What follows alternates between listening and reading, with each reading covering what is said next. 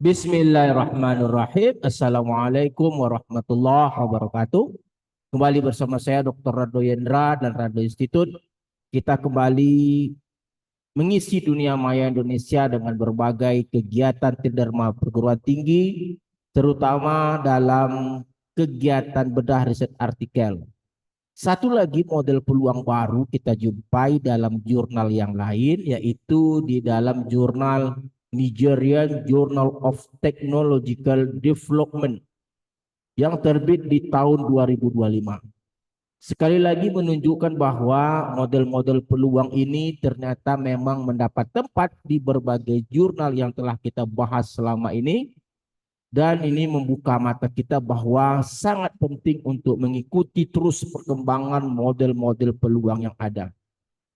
Kali ini suatu riset artikel yang berjudul Hybrid Cosine Inverse Lombard G Family of Distribution with Application in Medical and Engineering. Oke, kita coba lihat landasan kita yang kita gunakan pada pertemuan kali ini. Kita lihat suatu riset artikel yang sangat menarik yang kita jumpai dalam satu jurnal internasional yang terbit di Nigeria dengan jurnal Nigerian Journal of Technological Development terbit di tahun 2025. Oke, dengan judul Hybrid Cosine Inverse Lombard G Family of Distribution with Application in Medical and Engineering Data. Dalam riset artikel ini diberikan beberapa generator distribution, di antaranya generator yang kita lihat yang pertama sekali adalah inverse Lombard G family. Dalam persamaan satu diberikan inverse Lombard G family, Rx ini Rx besar itu kumulatifnya, persamaan satu ini merupakan inverse Lombard G family. Dengan kumulatif Rx besar seperti persamaan 1 dan Rx kecil pada persamaan 2. Ada dua parameter di sini. Lalu dengan melakukan transformasi kosinus atau cosine transformation, fungsi densitas dengan menggunakan cosine G family, oke. Lalu diberikan generator cosine G family yaitu kumulatifnya seperti pada persamaan 3, 1 kurang cos pi per 2 Rx besar. Rx besar itu kumulatif. Dan Fx kecilnya seperti persamaan 4, pi per 2 Rx kecil sin pi per 2 Rx besar. Dengan menukar Rx kecil dan Rx besar seperti pada persamaan 1 untuk Rx besar dan 2 untuk Rx kecil, maka akan dihasilkan suatu konsep generator ketiga yaitu cosine inverse Lombard G family.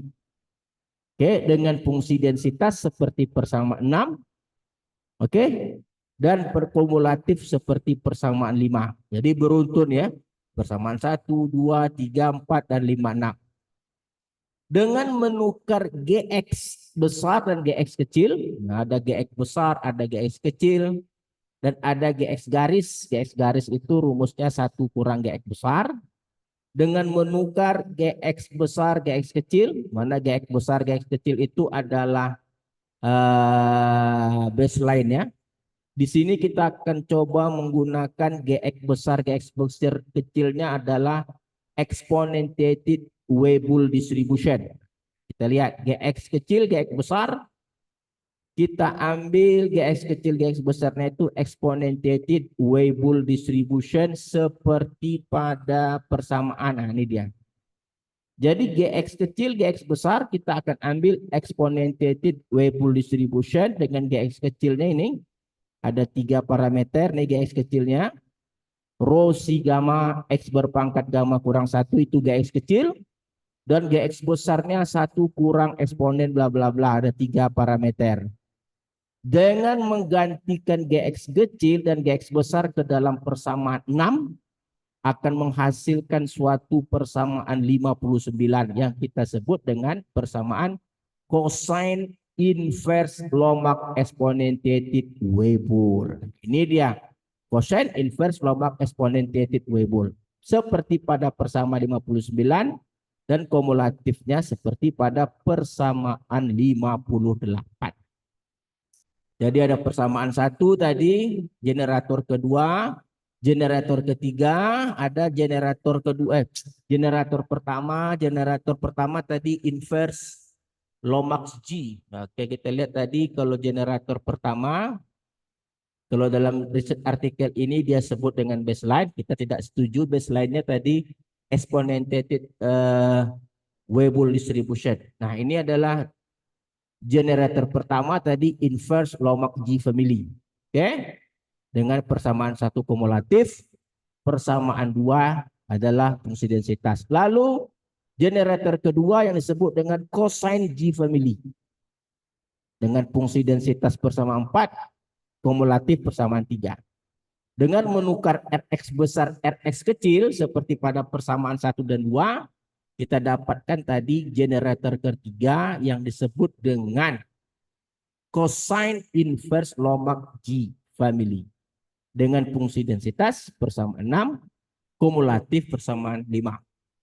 Dengan menggantikan Gx kecil, Gx besar dengan exponentiated Weibull distribution, akan menjadi fungsi densitas peluang yang ditulis seperti pada persamaan 59. Nih persamaan 59. Ini dia yang disebut dengan cosine inverse Lomax exponentiated Weibull. Di mana Gx kecilnya tadi ini dia, Anda lihat 3 parameter dan Gx besarnya juga ada. Dengan kumulatif seperti persamaan 58. Dalam riset artikel ini ada beberapa set data yang akan kita nanti ambil set data yang kedua. Kita ambil nanti set data B. Mana set data B? Kita akan ambil set data B untuk mencobakan kekuatan coding R kita.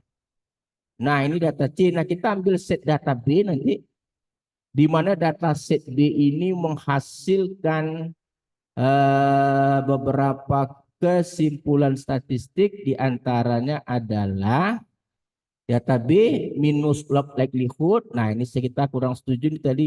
Ini minus log likelihood. Kalau minus 2 log likelihood kali 2. Tapi ini bikin minus 2, saya salah, silap penulis. Ini bukan minus 2 log likelihood, tapi minus log likelihood. Kalau minus 2 ini 2 kali 15 maksudnya. Oke? Ada kesilapan biasa itu.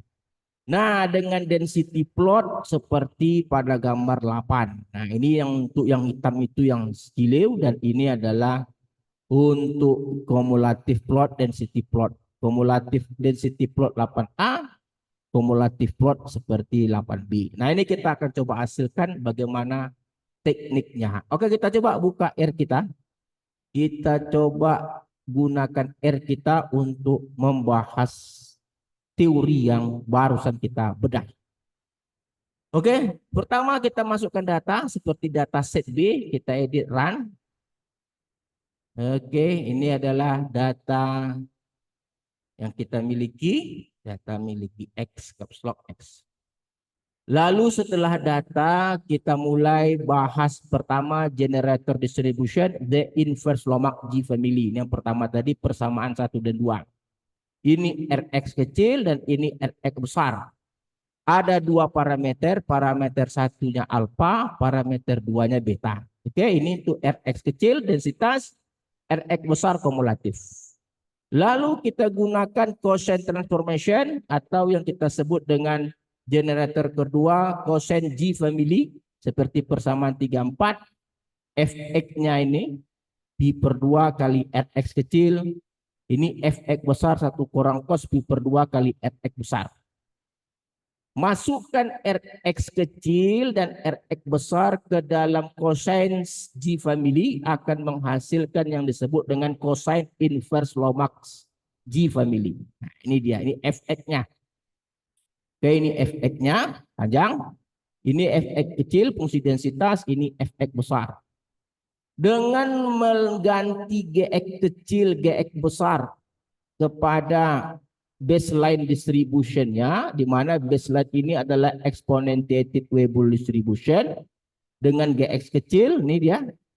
Ada 3 parameter, yaitu parameter 3 rho, parameter 4 C, dan parameter 5-nya adalah gamma. Ini GX kecil dan ini GX besar. Masukkan GX kecil, GX besar ke dalam Fx, akan menghasilkan suatu fungsi densitas yang kita sebut dengan cosine inverse Lombard exponentiated Weibull distribution dengan fungsi densitas. Ini dia. Nah, ini persamaan 59 tadi.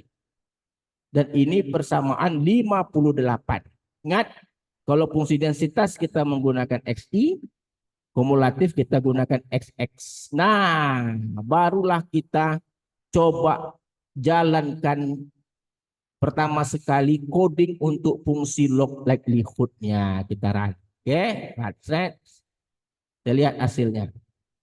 Oke, jalan, tidak ada masalah. Kita intip dengan optim.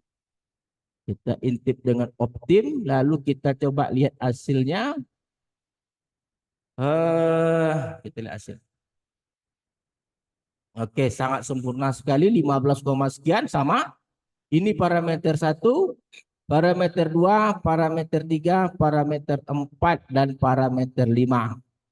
Kita gunakan untuk menghasilkan density plot dan cumulative plot. Kita coba lihat hasilnya. Setelah itu kita susun parameter, alfa untuk parameter 1, beta parameter 2, rho untuk parameter 3, C parameter 4, dan gamma parameter 5.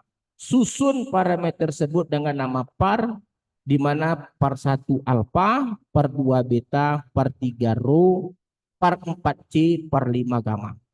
Sehingga nanti dalam fungsi densitas, kalau disebut par 1 itu nanti artinya adalah alfa, par 2 nanti beta, par 3 nanti itu rho, per 4 nanti C, per 5 nanti itu adalah gamma.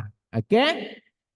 Lalu kita buat fungsi hal komponen-komponen yang digunakan untuk uji density plot seperti XI untuk densitas, XX untuk kumulatif, dan ini FF adalah kumulatif hampiran. Oke, kita runkan.